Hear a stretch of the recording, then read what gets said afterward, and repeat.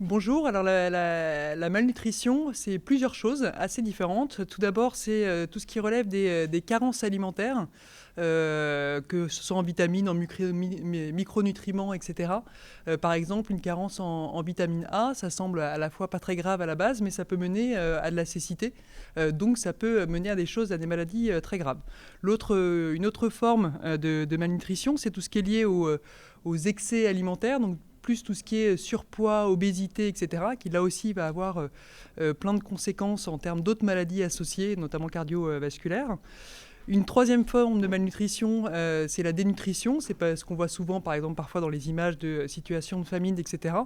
Où là, c'est vraiment du coup de la sous-nutrition grave, qui est vraiment atteint des formes de maladies, avec la forme la plus grave qui est la malnutrition aiguë sévère, qui peut mener à la mort.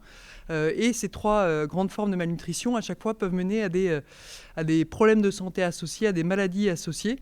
Et là aussi, la nutrition est l'affaire de tous, parce que ce soit à travers la sous-nutrition ou la surnutrition, au final, tous les pays du monde, globalement, sont touchés par ce problème de nutrition.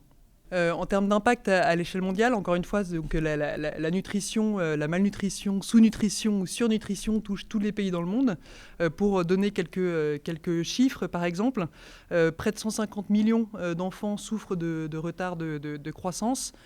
45 millions d'enfants dans le monde souffrent d'émaciation, donc cette forme la plus grave de malnutrition aiguë qui peut mener à la mort. 37 millions d'enfants sont obèses. Donc au final, globalement, un enfant sur trois dans le monde souffre d'une de ces formes de malnutrition, que ce soit la surnutrition ou la sous-nutrition. Donc encore une fois, c'est un enjeu mondial et qui se relie là aussi à plein de problématiques, que ce soit celle des systèmes de santé, que ce soit celle des systèmes alimentaires. Donc c'est pour ça, encore une fois, que c'est un enjeu mondial. C'est tout l'enjeu, parce qu'effectivement, je pense que c'est pas nouveau de vouloir lutter contre la faim dans le monde. Ce qui est important et ce qu'on essaye de rappeler partout, c'est que c'est un investissement qui est intéressant et qui est utile à la fois à l'échelle individuelle, des familles, des communautés, des États.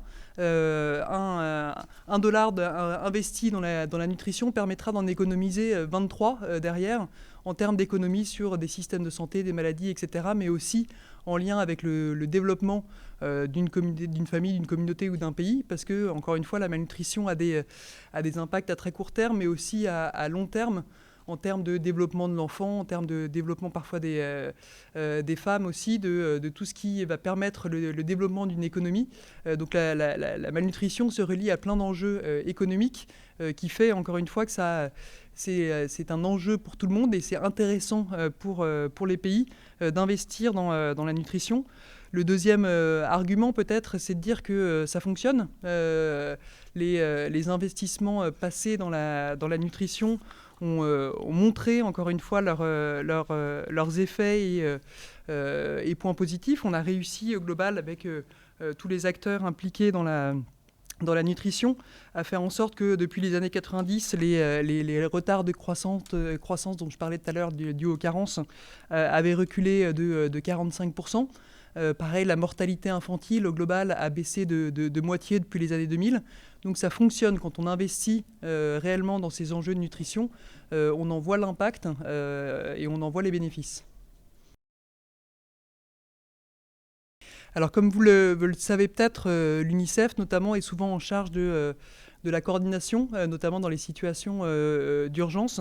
Donc cette valorisation, elle fait partie du travail qu'on fait un peu au jour le jour, que ce soit et qui se joue un peu à différents niveaux. Déjà en faisant le lien entre acteurs locaux, États, organisations régionales, organismes de recherche, etc. On essaye de se mettre dans ce lien, de faire le pont entre les acteurs et à encourager des partenariats un peu multi-acteurs et notamment avec des ONG du Sud. Deuxièmement, on travaille beaucoup, tout simplement, avec ces organisations locales et parfois très locales, communautaires, etc. Je pense notamment aux organisations de femmes qui, on le sait, jouent un rôle clé dans la diversité des régimes alimentaires, dans le bon développement des enfants, etc. Donc c'est des acteurs absolument clés.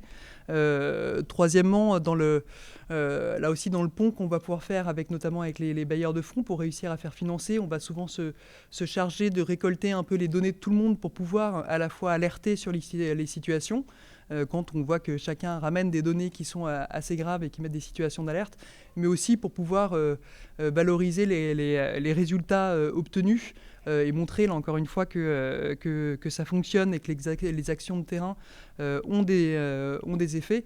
Et dernière chose, encore une fois, de plus en plus aujourd'hui, c'est tout simplement et c'est majoritairement les acteurs locaux qui sont sur le terrain en première ligne. Donc c'est tout simplement nos premiers interlocuteurs. Super. Si vous avez quelque chose à rajouter, je sais pas, une idée.